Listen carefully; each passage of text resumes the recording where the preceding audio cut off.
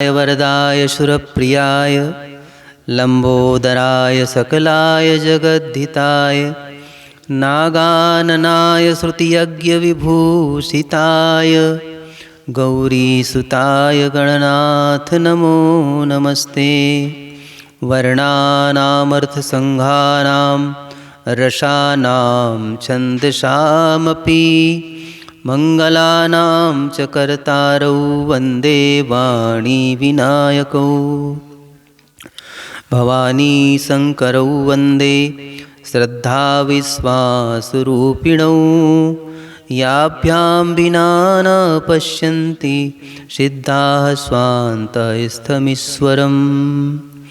अतुलितबलधामं हेमशैलाभदेहं धनुजवन्कृशानुं ज्ञानीनामग्रगण्यं सकलगुणनिधानं वानराणामधीशं रघुपतिप्रियभक्तं वातुजातं नमामि। श्रीगुरुचरणसरोजरज निजमनमुकुरसुधारि वरनौ रघुबरविमलयसु जोदायक फलचारि। जड़ चेतन जग जीव जत सकल राम मैं जानी बंदऊँ सबके पद कमल सदा जोरि जुग पानी। श्यावर रामचंद्र की जय उमापति महादेव की जय पवन सुत हनुमान जी महाराज की जय। बोलिए श्री गोसाई तुलसीदास जी महाराज की जय।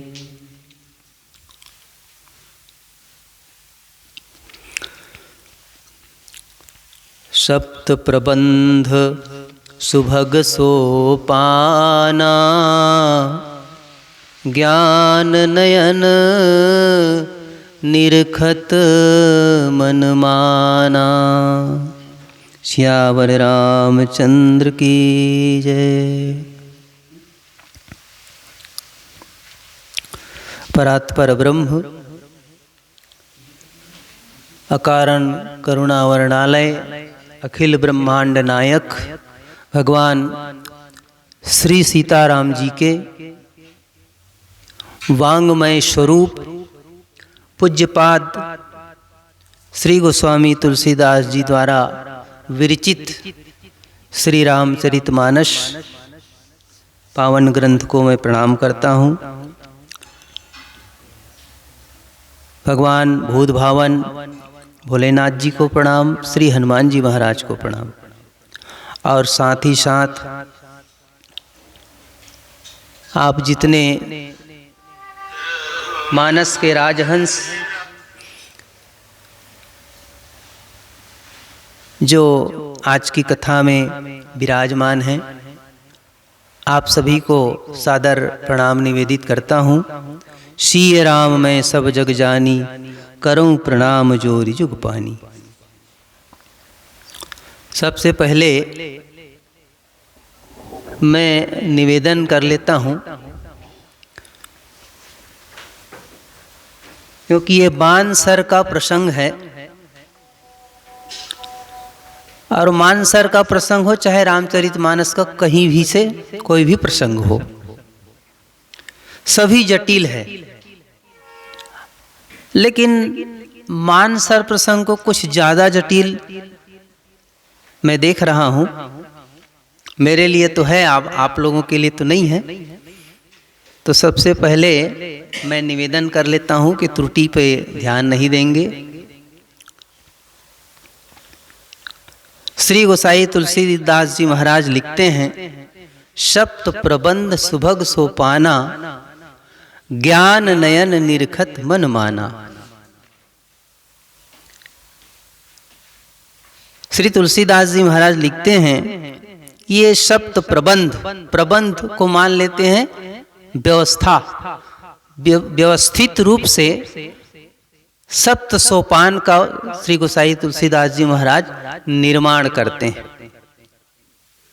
और ये सप्त सोपान क्योंकि मानसर प्रसंग का है, तो मानसर प्रसंग में श्री तुलसीदास जी महाराज सर्वप्रथम एक सरोवर का निर्माण करते हैं। वैसे तुलसीदास जी महाराज का एक अद्भुत शैली है, मान करके चलिए कि वो हर प्रसंग को रामचरितमानस के अधिकांश प्रसंगों को रूपक के माध्यम से ही समझाते हैं। अन्य ग्रंथ के अलावा रामचरितमानस ये ग्रंथ कुछ अलग ही है। इसमें अधिकांश जगह आपको रूपक मिलेगा, तो उस रूपक के अंतर्गत भी पूरे रामचरितमानस को गोसाई तुलसीदास जी महाराज एक रूपक देते हैं। जैसे कोई सरोवर है और उस सरोवर में सुंदर 4 घाट है और उन घाटों में भी सोपान बना हुआ है।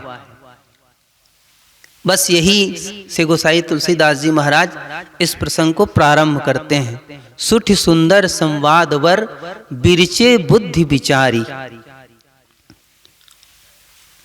ये सुंदर जो संवाद हुआ है, वैसे गोसाई जी को छोड़ दिया जाए तो 3 ही संवाद हुआ है, गोसाई जी को मिला करके 4थे संवाद होता है ना।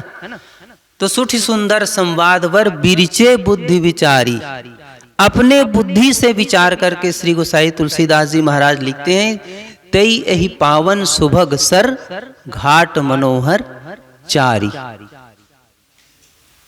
तो जो संवाद है तो 4 घाट की बात है यहाँ पर, तो गोसाई जी को छोड़ दिया जाए तो 3 घाट हो गया और गोसाई जी को मिला दिया जाए तो 4 घाट का निर्माण गोसाई तुलसीदास जी महाराज करते हैं। तो ये 4 घाट को जो संवाद हुआ है वो तो हुआ है, लेकिन 4 घाट को हम किस रूप में देखते हैं, किस रूप में जानते हैं, इसमें मेरा कुछ नहीं है। विद्वानों से जो सुना हूं, पढ़ा हूं, वही बात मैं आप सबके बीच में दोहरा रहा हूं। तो श्री गोसाई तुलसीदास जी महाराज का घाट ले लेते हैं स्वयं का। तो ये उनका दीन घाट के नाम से विद्वानों का कहना है, मानना है। श्री गोसाई तुलसीदास जी द्वारा जो निर्मित घाट है वो कौन सा घाट है? दैन्य घाट है। और इसीलिए जगह जगह श्री तुलसीदास जी महाराज अपनी दीनता प्रकट करते हैं और भगवान श्री राम को दीन बंधु इस प्रकार से नाम दे करके दीन दयाल, तो दीनता को ही जगह जगह भगवान श्री गोसाई तुलसीदास जी महाराज प्रस्तुत किए हैं। और रामचरितमानस के अंत में तो साफ साफ उन्होंने निवेदन ही किया है, मोसम दीन न दीन हित तुम समान रघुवीर, अस विचारि रघुवंश मणि हरऊ विसंभव वीर। तो इस प्रकार हम श्री तुलसीदास जी महाराज के द्वारा जो निर्मित घाट है उसको हम दैन्य घाट कह सकते हैं। दूसरा है श्री याज्ञवल्क्य जी और भारद्वाज जी का संवाद। इन दोनों के संवाद से जो घाट निर्माण हुआ है उनको विद्वानों का मानना है ये कर्म का घाट है, पुरुषार्थ का घाट है। इसलिए कि भारद्वाज जी भी तापस समदम दया निधाना परमारथ पथ परम सुजाना, तो ये सम जम नियम आदि जो बातें बताई गई है ये कर्म कांड की बात है, पुरुषार्थ की बात है। इसलिए इस घाट को हम कर्म घाट कह सकते हैं। पुरुषार्थ जो करेगा भाई वो कर्म घाट को पसंद करेगा। तो श्री तुलसीदास जी द्वारा निर्मित एक घाट है वो है दैन्य घाट, और श्री याज्ञवल्क्य और भारद्वाज जी का जो संवाद है वो कर्म घाट है। तीसरा भगवान भोलेनाथ और माता पार्वती का जो संवाद हुआ है ये विद्वानों का मानना है कि ये ज्ञान घाट है, क्योंकि ज्ञान को लेकर के ही यहाँ पर संशय हुआ था माता सती को। सती माता ने जब देखा कि एक राजकुमार जो अपनी पत्नी को रोते हुए बिलखते हुए ढूंढ रहा है, तो देखते ही उनको संशय हो गया। लेकिन संशय ज्यादा तब हुआ जब भोलेनाथ जी हाथ जोड़ करके प्रणाम करते हैं, जय सच्चिदानंद जग पावन, अस कही चलेऊ मनोज न सावन। तो जब श्री भोलेनाथ जी ने प्रणाम किया तब तो माता सती का संशय और ही ज्यादा बढ़ गया, और सोचते सोचते यहां तक पहुंच गई कि अरे ये ब्रह्म इनको बता रहे हैं, सच्चिदानंद संबोधित करके भगवान भोलेनाथ इनको प्रणाम कर रहे हैं, लेकिन ये सच्चिदानंद कैसे हो सकता है जो रो रहा है? और पूछत तो चले लता तरुपाती, तो वृक्ष को, पत्ते को, पक्षियों से जो पता पूछ रहा है, इनको भगवान भोलेनाथ जी सच्चिदानंद कह रहे हैं, ये तो सर्वज्ञ है। तो सर्वज्ञ है वो दूसरे से पूछेगा कैसे? इस प्रकार मन में अनेक तर्क माता सती करती हैं और सती माता को मोह हो जाता है। बाद में वही सती माता पार्वती के रूप में आती हैं और भगवान भोलेनाथ से पुनः प्रश्न करती हैं, और भगवान भोलेनाथ जी पूरे रामचरित सुनाते हैं। तो ये ज्ञान के द्वारा जो पथ भ्रष्ट हुए थे, ज्ञान के द्वारा सती माता को जो मोह हुआ था, उस मोह का संशय भगवान भोलेनाथ जी ज्ञान के द्वारा ही करते हैं। इस प्रकार अनेक तर्क है इसमें। तो कुल मिलाकर के हम भगवान भोलेनाथ और भवानी पार्वती का जो संवाद है उसको ज्ञान घाट के रूप में सुनते आ रहे हैं। आगे एक संवाद और मिलता है श्री भुसुंडी जी महाराज और गरुड़ जी का।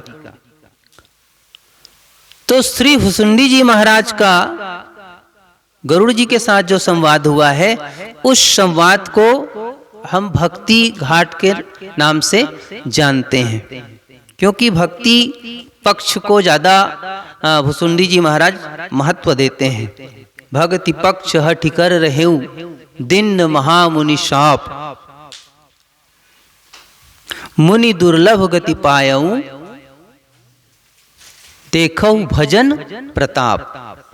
ये भक्ति पक्ष वाले हैं, इसलिए गरुड़ जी और भुसुंडी जी का जो संवाद हुआ है, इसको हम भक्ति पक्ष का घाट मान सकते हैं। तो ये श्री तुलसीदास जी महाराज कहते हैं कि इस प्रकार से मैंने अपनी बुद्धि से विचार करके 4 घाट का निर्माण किया है।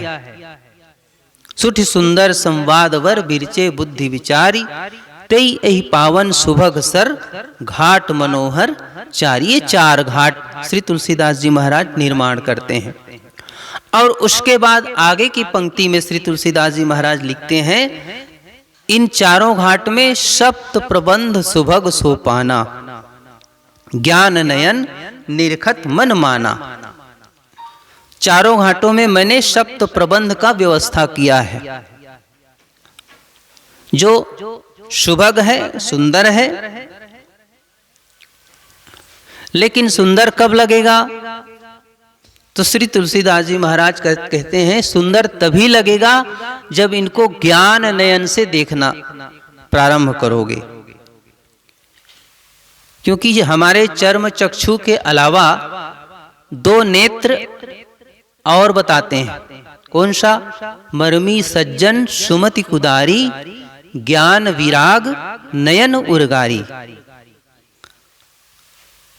ते संसार को देखना है तो ये चर्म चक्षु काम करेगा, लेकिन अगर ईश्वर को देखना है, आध्यात्म की ओर जाना है या ज्ञान की ओर आगे बढ़ना है, तो हमारा ज्ञान नयन ही काम करेगा। तो श्री तुलसीदास जी महाराज कहते हैं कि ज्ञान नयन से देखने से ही ये अच्छा लगेगा। एक व्यक्ति मानसर का पावन प्रसंग सुना और सुनने के बाद घर गया। घर जाके वो पूरा रामायण छान मार डाला। दूसरे दिन वक्ता के पास फिर आया और कहा कि महाराज आप तो इस रामचरितमानस में एक तालाब बता रहे थे। हाँ है तालाब, उसमें 4 घाट भी बताए हो। हाँ वो भी है, और सभी घाटों में सुंदर 7 सोपान हैं ये बताए हो। हाँ वो भी है। तो मैं तो शुरू से आखिरी तक पूरा रामायण खोज डाला हूं, मिला ही नहीं मेरे को। तो कैसे खोजे हो? तो बोले पूरा पत्ता पलट करके देखा हूं, एक जगह न तालाब मिला, न कोई घाट मिला, न ही कोई सोपान मिला। तो वक्ता ने कहा कि भाई आगे की पंक्ति ध्यान से नहीं सुने हो लगता है। आगे क्या लिखा है? ज्ञान नयन निरखत मन माना। तुमने अपने चर्म चक्षु से इस रामचरितमानस में मानसर ढूंढ रहे थे। चर्म चक्षु से देखने से रामचरितमानस में जो मानसर है वो नहीं दिखाई पड़ेगा। तो कब दिखेगा? ज्ञान नयन से। तो श्री तुलसीदास जी महाराज इसी बात को लिखते हैं, ज्ञान नयन निरखत मन माना। ज्ञान नेत्र से अगर हम देखेंगे तो ये सोपान जो है सुभग भी लगेगा और मन को आनंद भी आएगा, मन मान जाएगा। मन ही तो है जो मानता है, और ये मन हर जगह नहीं मानता। श्री राम जी को जब शूर्पणखा ने देखा तो सीधा सीधा प्रस्ताव रखती है शूर्पणखा, तोसम पुरुष न मोसम नारी, यह संयोग विधि रचा विचारी। तो राम जी तो लक्ष्मण जी की ओर भेज देते हैं, लक्ष्मण जी के पास फिर वही प्रस्ताव रखती है। तो लक्ष्मण जी ने कहा मेरे पास आने से पहले तुम बड़े भैया के पास गई थी ना? हाँ हाँ गई थी। तो बड़े भैया को देखने के बाद क्या मैं उससे ज्यादा सुंदर लग रहा हूं? नहीं, सुंदर तो नहीं लग रहे हो। तो मेरे बड़े भैया सुंदर लगे हैं ना? तो इस प्रसंग में शूर्पणखा कहती है सुंदर तो मुझे वो भी नहीं लगे हैं, लेकिन काम चलाऊ सुंदर तुम दोनों भाई हो। मन माना कछु तुम्हें निहारी, माने भगवान को भी देखने के बाद कुछ कुछ मन मानता है, ऐसे भी लोग हैं। चलो कुछ कुछ तो मन उसका माना, तो मन ही है जो मानता है।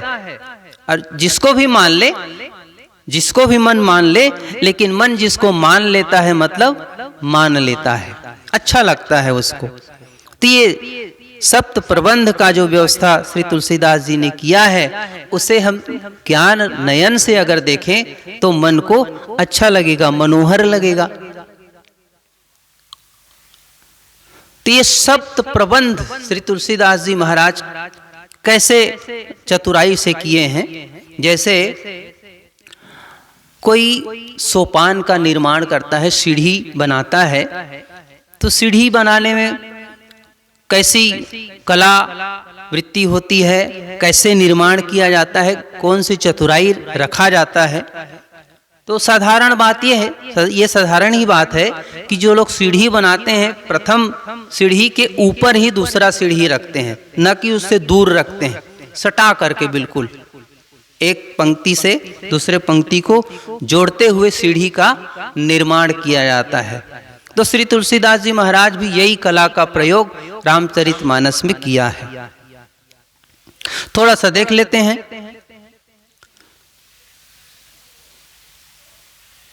बालकांड का जब समापन गोसाई तुलसीदास जी महाराज करते हैं, तो किस प्रसंग से करते हैं बालकांड का समापन? भगवान श्री राम विवाह होके आते हैं, है ना, चारों भाई का विवाह होता है और अयोध्या वापस आते हैं। तो आए ब्याही राम घर जबते, बसई आनंद अवध तब सब तबते।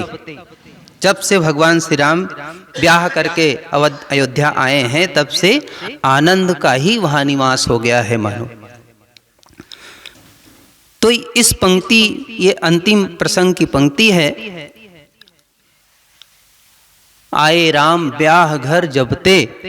और जब अयोध्या कांड का निर्माण करना हुआ, तो अयोध्या कांड के प्रथम पंक्ति में मत मानो, प्रथम सोपान से जोड़ते हुए दूसरे सोपान का पंक्ति गोसाई तुलसीदास जी महाराज लिखते हैं। क्या लिखे हैं? बालकांड में आए राम ब्याहि घर जबते, और अयोध्या कांड का शुरुआत कहाँ से करते हैं? जबते राम ब्याहि घर आए, नित नव मंगल मोद बधाए। तो एक सोपान से दूसरे सोपान को तुलसीदास जी महाराज इस प्रकार जोड़ते हैं। इसी प्रकार अयोध्या कांड द्वितीय सोपान को जब समापन करते हैं श्री तुलसीदास जी महाराज, तो क्या कौन से प्रसंग से करते हैं? भरत जी के प्रसंग से। भरत जी के प्रसंग से द्वितीय सोपान को समापन करते हैं। तो अंतिम हम इसके फलश्रुति को ले लेते हैं। फलश्रुति में भरत चरित कर नेम तुलसी जे सादर सुनहि, सीय राम पद प्रेम अवश्य होई भव रस वीरती। ये भरत प्रसंग से समापन करते हैं। और तृतीय सोपान जब प्रारंभ करते हैं अरण्य कांड का, तो भाई भरत प्रसंग का तो पूरा हो ही गया है अयोध्या कांड में। तो तृतीय सोपान में फिर इसको जोड़ने के लिए ही श्री गोसाई तुलसीदास जी महाराज प्रथम पंक्ति में फिर लिख देते हैं। क्या? पुरनर चरित पुरनर भरत प्रीतिमय गाई, मति अनुरूप अनूप सुहाई। तो ये दूसरे सोपान से तीसरे सोपान को इस प्रकार से श्री गोसाई तुलसीदास जी महाराज जोड़ देते हैं। और इसी प्रकार अब आगे चलते हैं। अरण्य कांड का समापन कहां पर हुआ? अरण्य कांड का समापन हुआ है भगवान श्री राम और नारद जी के संवाद से। भगवान श्री राम पहले संतों का लक्षण बताते हैं। संतों का लक्षण बताए, श्री नारद जी को प्रसन्नता हुई और नारद जी बार बार प्रणाम करके ब्रह्मपुर नारद गए। छंद में ये पंक्ति आया है। तो इधर नारद जी जाते हैं और चतुर्थ सोपान जब श्री तुलसीदास जी महाराज प्रारंभ करते हैं, तो इधर से प्रणाम करके नारद जी चले, और जब चतुर्थ सोपान के प्रथम पंक्ति लिखना हुआ तो बस एक दूसरे सोपान को जोड़ते हुए श्री तुलसीदास जी महाराज लिखते हैं, आगे चले बहुरी रघुराया, ऋष्य मुख पर्वत नियर आया। मतलब तृतीय सोपान से चतुर्थ सोपान को इस प्रकार जोड़ करके फिर आगे चलते हैं। अब चतुर्थ सोपान को देख लेते हैं थोड़ा सा, किष्किंधा कांड को। किष्किंधा कांड के अंतिम में कौन सा प्रसंग है? तो किष्किंधा कांड के अंत में वानरी सेना जो है श्री सीता जी को पता लगाते हुए स्वयं प्रभा के आश्रम में जाते हैं। स्वयं प्रभा माता ने कहा कि मूंदहु नयन विवर तदि जाहु, और सब समुद्र के तट पर पहुंच जाते हैं। संपाति से संवाद होता है। संपाति ने बताया कि श्री सीता जी लंका में हैं, त्रिकूट पर्वत में लंका है, और उसी लंका में अशोक वाटिका है, वहाँ सीता जी बैठी हुई है। मैं देखूं तुम नाही, गीधहि दृष्टि अपार, बूढ़ भयउ नत करते हूँ, कछुक सहाय तुम्हार। तो बानरों ने पूछा फिर कैसे हम ढूंढ पाएंगे? तो संपाति ने कहा, भाई जो नागई सतजोजन सागर, करई सुराम काज मति आगर। जो इस 100 योजन समुद्र को पार करेगा वही भगवान के काम को पूरा कर सकता है। संपाति तो चले गए, लेकिन अब वानर सेना में अपने अपने बल का बखान करने लगे सब। जामवंत जी ने कहा, मैं 90 योजन जा सकता हूं भाई, अब बूढ़ा हो गया हूं। अंगद जी ने कहा, मैं पार भी जा सकता हूं, लेकिन वापस आने का कोई गारंटी नहीं है मेरा। अंगद कही, जाऊं मैं पारा, जिय संशय कछु फिरती बारा, वापसी का कोई गारंटी नहीं है मेरा। तो इस प्रकार जब सब अपने अपने बल का बखान किए तो जामवंत जी को ध्यान आया, और तब जामवंत जी हनुमान जी को देखने लगे। तो हनुमान जी अभी भी आंख बंद किए हुए हैं। तब जामवंत जी ने कहा कि हनुमान जी क्या चुप साध रहे हो बलवाना, ये क्या कर रहे हो? राम काज लगी नहीं, का चुप साधी रहे हो बलवाना, पवन तनय बल पवन समाना, बुद्धि विवेक विज्ञान निधाना, राम काज लगी तव अवतारा। इस प्रकार जब जामवंत जी ने कहा तो सुनते ही भयउ पर्वताकारा, और तब हनुमान जी पर्वताकार हो गए। और ऐसे पर्वताकार हुए कि सब वानर सेना डर गए।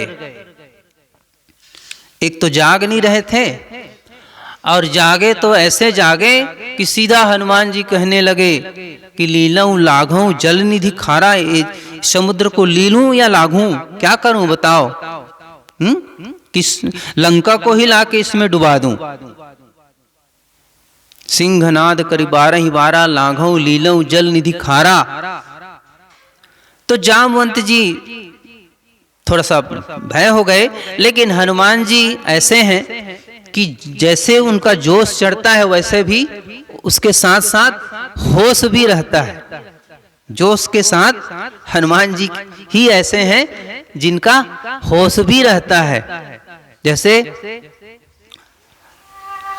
क्या बोलते हैं, देह है आ जाते हैं सुरसा के सामने, जस जस सुरसा रूप बढ़ावा, बदन बढ़ावा, तास दूत कपि रूप दिखावा। तो जैसे जैसे सुरसा अपने बदन को बढ़ाती थी वैसे वैसे हनुमान जी अपना रूप बढ़ाते थे। लेकिन रूप बढ़ा तो रहे हैं, होश के साथ बढ़ा रहे हैं भाई। जैसे सत जो जनते ही आनन किन्हा, तो हनुमान जी को चाहिए था कि ये 100 योजन हुए तो उनको 200 योजन का रूप बना लेना था। नहीं, होश में है इसलिए उनको ध्यान आया। जैसे शूर्पणखा ने 100 योजन का रूप बदन बढ़ाया तो हनुमान जी महाराज छोटे बन गए। तो कहाँ छोटा बनना है और कहाँ बड़ा बनना है, ये हनुमान जी को अच्छे से जानकारी है। तो यहाँ पर हनुमान जी महाराज जोश में तो बड़े हुए, लेकिन फिर उनको होश आया और हाथ जोड़ करके जामवंत जी से पूछने लगे, जामवंत मैं पूछूं तो ही उचित सिखावन दीजहु मोही। जो उचित है, मैंने जो कहा ये मेरा क्षमता है, ये सब कार्य मैं कर सकता हूं, लेकिन अब आप हमारे बुजुर्ग हैं तो आप जो उचित सलाह देंगे मैं वही करूंगा। तो जामवंत मैं पूछूं तो ही उचित सिखावन दीजहु मोही। और तब जामवंत जी ने कहा, इतना करहु तात तुम जाई, सीता ही देखी कही सुधि आई। बस इतना ही काम हमें करना है। तो यहां से ये अंतिम प्रसंग है। श्री तुलसीदास जी महाराज ये अंतिम प्रसंग में यही पंक्ति लिखते हैं इस प्रसंग का। और जब पंचम सोपान लिखना तुलसीदास जी महाराज प्रारंभ करते हैं तो यहाँ पर जामवंत जी ने समझाया है, ऐसे ऐसे करना, इतना करहु तात तुम जाई। और जब पंचम सोपान प्रारंभ करना हुआ तो श्री गोसाई तुलसीदास जी महाराज लिखते हैं क्या, जामवंत के बचन सुहाए, सुनि हनुमंत हृदय अति भाए। इस प्रकार चतुर्थ सोपान से पंचम सोपान को जोड़ देते हैं। अब पंचम सोपान में थोड़ा सा देख लेते हैं। पंचम सोपान में भगवान श्री राम जी समुद्र से मार्ग मांगते हैं। 3 दिन हो गया, विनय न मानत जलधि जड़, गए 3 दिन बीती, बोले राम सकोप तब, भय बिनु होहि न प्रीति। अब 3 दिन हो गया विनय करते करते, अब विनय सामने वाला नहीं मान रहे तो थोड़ा सा भय दिखाना पड़ेगा। तो जैसे ही भगवान श्री राम जी अपने धनुष पर प्रत्यंचा चढ़ाते हैं, समुद्र का जल खौलने लगा, सब जीव जंतु मरने लगे। तब समुद्र देवता बाहर आते हैं, क्षमा मांगते हैं, महाराज मुझे क्षमा करना। अच्छा, थोड़ा सा विचार कर लेते हैं जब इसी समुद्र को पार करके हनुमान जी गए तो समुद्र देवता उनका सहयोग करते हैं। मैनाक पर्वत से कहते हैं कि उठो, पवन का पुत्र आ रहे हैं, थोड़ा सा उनको विश्राम दो। मतलब समुद्र देवता के मन में एक सहयोगात्मक भावना आया, हनुमान जी का सहयोग करो। तो सेवक जा रहे थे, तब समुद्र देवता सहयोग करने के लिए तैयार थे। और स्वामी 3 दिन तक मार्ग मांग रहे हैं। स्वामी को मार्ग मांगने में 3 दिन लग गया। तो इसके पीछे क्या राज होगा भाई, क्या उद्देश्य होगा समुद्र देवता का? तो मैं ज्यादा तो नहीं जानता, लेकिन मेरी अल्पमति के अनुसार यही लगता है कि समुद्र ने अभी अभी हनुमान जी का उग्र रूप देखा है, कनक भूधराकार शरीरा है। और अभी अभी हनुमान जी वानरी सेनाओं से कह रहे थे कि लीलऊ लाघव जल निधि खारा। ये स्वरूप हनुमान जी का समुद्र ने देख लिया है। तो समुद्र देवता ने विचार किया होगा कि इससे पंगा लेना ठीक नहीं है, ये तो पहले ही लील जाऊं लांघ जाऊं, क्या क्या नहीं कह रहा था, लंका को इसी में ला करके डुबा दूं, ये बड़ा खतरनाक प्रकार का व्यक्ति है, इससे पंगा लेना ठीक नहीं। इसलिए उनका सहयोग करना चाहिए। माने जो आदमी थोड़ा सा ज़्यादा बलशाली है या उल्टा सीधा काम करने वाला है, उनको लोग डरते हैं और डर करके भय से उनका सम्मान करते हैं। अरे भगवान राम जी तो सीधे साधे, कुछ नहीं, माने आसन मार के बैठ गए। तो समुद्र देवता ने सोचा होगा कि छोड़ो अभी इसको देख लेते हैं क्या कर सकता है, आगे इसमें क्या क्षमता है, क्या पावर। तो जब राम जी भी अपनी शक्ति दिखाए, प्रदर्शन किए, तब समुद्र देवता आया, क्षमा मांग ली। और क्षमा मांग करके समुद्र देवता ने उपाय भी बताया कि नल नील को एक आशीर्वाद है, श्राप है, श्राप भी आशीर्वाद बन जाता है। महात्माओं का श्राप नहीं होता, आशीर्वाद बन जाता है। तो आप नल नील के हाथ से सेतु का निर्माण कराइए, मैं भी उसमें सहयोग करूंगा। इस प्रकार से निवेदन करके समुद्र देवता वापस चले जाते हैं।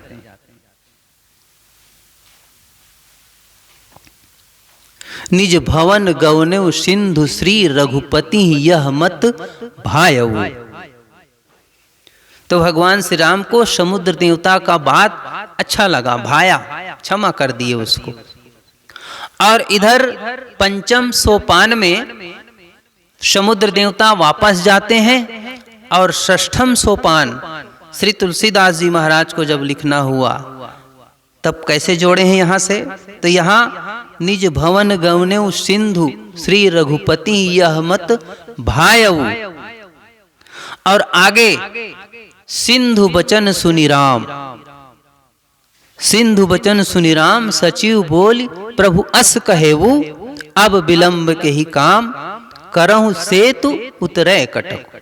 इस प्रकार पंचम सोपान को षष्ठम सोपान से जोड़ देते हैं। अब षष्ठम सोपान का अंतिम प्रसंग क्या है? लंका कांड। तो भगवान श्री राम सभी रावण आदि निशाचरों का संहार करके वानरी सेनाओं के साथ पुष्पक विमान में बैठ करके वापस अयोध्या आते हैं। मार्ग में जहाँ जहाँ शिव जी का स्थापना किए थे, जहाँ जहाँ जिन महात्माओं से मिले थे, उन सबको दिखाते हुए भगवान श्री राम वापस आ रहे हैं। दूर से अयोध्या नगरी दिखाई दिया। अयोध्या नगरी को सभी ने प्रणाम किया है। श्री राम जी हनुमान जी से कहते हैं कि हनुमान 14 वर्ष हो गया है, तो भरत जी का मानसिकता क्या है? हालांकि भगवान श्री राम तो सब जान रहे हैं, लेकिन ये लीला में हनुमान जी से कहते हैं कि हनुमान जाओ देखना भरत जी का मानसिकता क्या है, पता लगा करके तुम आओ। तुरत पवन सुत गवनत भयऊ। हनुमान जी महाराज श्री भरत जी के पास जाते हैं और विमान जो है पुनः प्रयाग आता है। पुनि प्रभु भारद्वाज पहीं गयऊ, माने भगवान श्री राम भरद्वाज ऋषि के पास आते हैं। उधर हनुमान जी जाते हैं और इधर भरद्वाज जी के पास भगवान श्री राम आते हैं। तो इधर हनुमान जी का निकलना हुआ और आगे सप्तम सोपान का जो प्रसंग लिखना हुआ तो श्री गोसाई तुलसीदास जी महाराज कहते हैं, राम बिरह सागर मह भरत मगन मन होत, अब विप्र रूप धरी पवन सुत आई गयो जनुपोत। इधर से हनुमान जी निकले थे भगवान के पास से और अगले सोपान में हनुमान जी महाराज पहुंच गए। इस प्रकार ये षष्ठम सोपान से सप्तम सोपान को श्री तुलसीदास जी महाराज जोड़ देते हैं। तो यही बात यहाँ पर लिख रहे हैं कि क्या सप्त प्रबंध सुभग सोपाना, ज्ञान नयन निरखत मन माना। ऐसे देखने से नहीं मिलेगा, लेकिन अगर हम ज्ञान की दृष्टि से खोजें, बुद्धि का प्रयोग करेंगे तो ये सोपान जो है सुभग लगेगा। हमारे पुराणों में सप्तपुरी का वर्णन है। सप्तपुरी जो है मोक्षदायिनी है। अयोध्या, मथुरा, माया, काशी, कांची, अवंतिका, पुरी, द्वारावती चैव सप्तैते मोक्षदायिका। ये 7 पुरी जो है मोक्ष देने वाली है। तो विद्वानों का मत है कि ये सप्त सोपान एक एक पुरी की भूमिका निभाते हैं, एक एक पुरी जैसे ही हैं। तो सबसे प्रथम अयोध्या। तो विद्वानों का कहना है कि अयोध्या जो है बालकांड है, बालकांड ही अयोध्यापुरी है। कैसे अयोध्यापुरी है? तो बालकांड में ही निराकार भगवान को साकार रूप में उतारने का जो क्षमता है वो बालकांड में है ना। उसकी कथा हम बालकांड में ही सुनते हैं। मनु और शतरूपा को वरदान प्राप्त किसमें हुआ है? बालकांड में ही हुआ है। इसी बालकांड में मुनि महात्माओं को, देवताओं को, पृथ्वी माता को भगवान आश्वासन देते हैं। क्या? जनि डरपहु मुनि सिद्ध सुरेशा, तुम्हें लाग धरिहौ नरबेसा।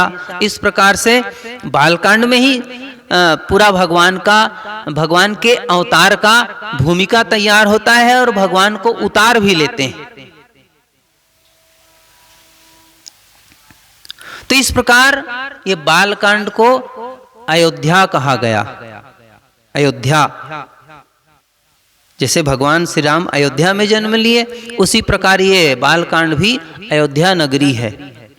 और दूसरा सोपान ये मथुरा नगरी है। अब मथुरा नगरी से क्या साम्य है इस कांड का? तो जैसे भगवान श्री कृष्ण जी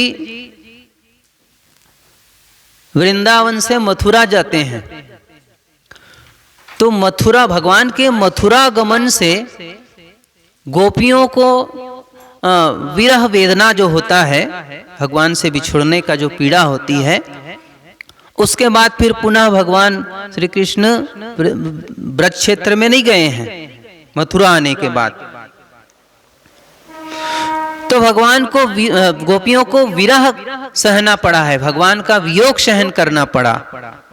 तो इसी प्रकार अयोध्या कांड में अयोध्या वासियों को 14 वर्ष का वियोग सहन करना पड़ा।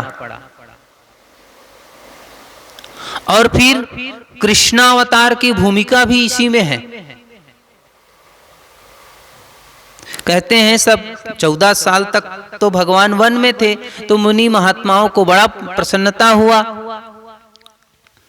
सानिध्य मिल रहा था भगवान का। लेकिन जब भगवान पंचवटी की ओर जब आगे बढ़ते हैं तो मुनि महात्माओं का मन छोटा हो गया। भगवान पूछे क्या बात है, आज सब आप लोग उदास दिख रहे हो।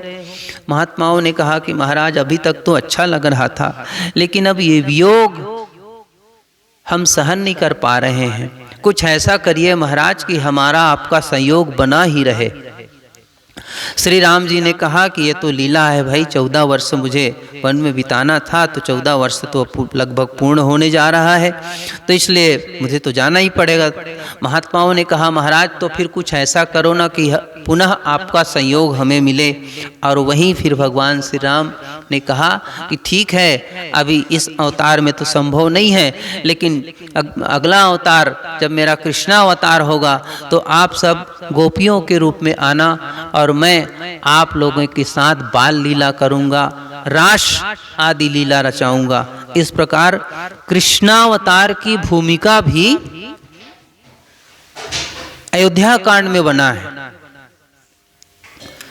तो विद्वानों का मत है कि ये अयोध्या कांड जो है मथुरा नगरी है। अयोध्या, मथुरा, माया, अरण्य कांड। अब इसमें ज्यादा खोजने की जरूरत ही नहीं है। अरण्य कांड तो माया का ही खेल है पूरा पूरा। लक्ष्मण जी ने तो पूछा ही है, कहो ज्ञान विराग और माया है। भगवान ने माया से प्रारंभ किए।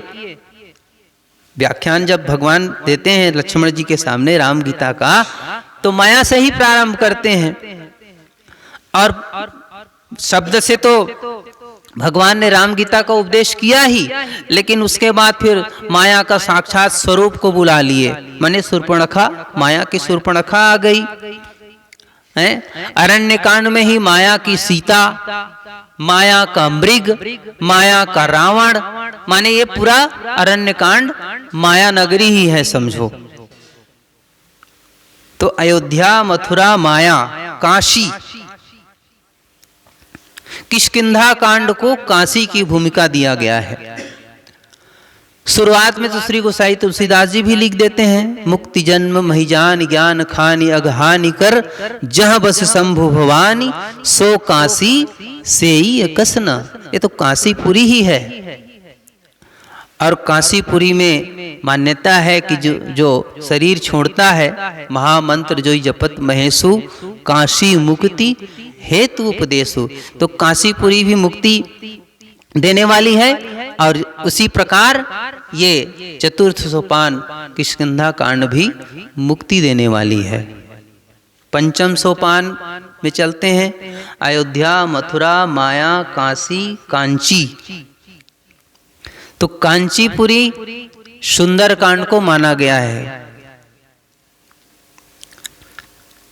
सुंदर कांड को कैसे माना गया है? तो भगवान हनुमान जी ही, शिव जी ही हनुमान जी बन करके आए हैं। जही शरीर रति राम सो, सोई आदर ही सुजान, रुद्र द्रेह तजि नेह बस, पानर भे हनुमान।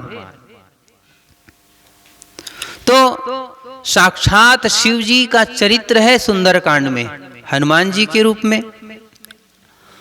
और जैसे अभी के दौर में शिव जी को जितने पूजा करते हैं, शिव जी को जितने लोग मानते हैं, राम जी का छवि थोड़ा सा फीका पड़ गया है। शिव मंदिर में ज्यादा भीड़ लगने लगा है ना।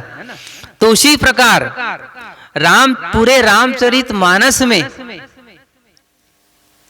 अगर किसी का ज्यादा पाठ होता है तो वो है सुंदरकांड। सुंदरकांड का पाठ होता है। इससे श्रीमद् भागवत में दशम स्कंध का महत्व ज्यादा है। इसी प्रकार पूरे रामचरितमानस में सुंदरकांड का महत्व है। तो ये सुंदरकांड भी मुक्ति देने वाली है। और ये पंचम सोपान हो गया। हाँ, छठवें सोपान में अयोध्या, मथुरा, माया, काशी, कांची, अवंतिका। अवंतिका माने उज्जैन नगरी। तो अवंतिका की भूमिका लंका कांड को दिया गया।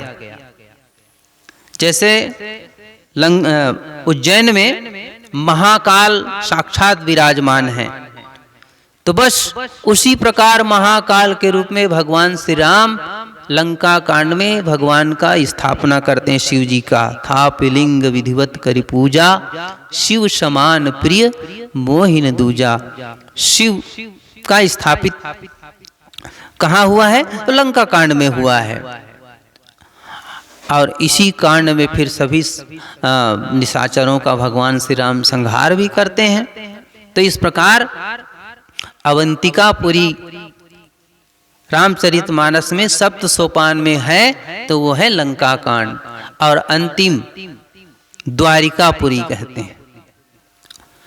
द्वारिका का साम्य उत्तरकांड में थोड़ा सा देख लेते हैं, क्या दोनों का साम्य है।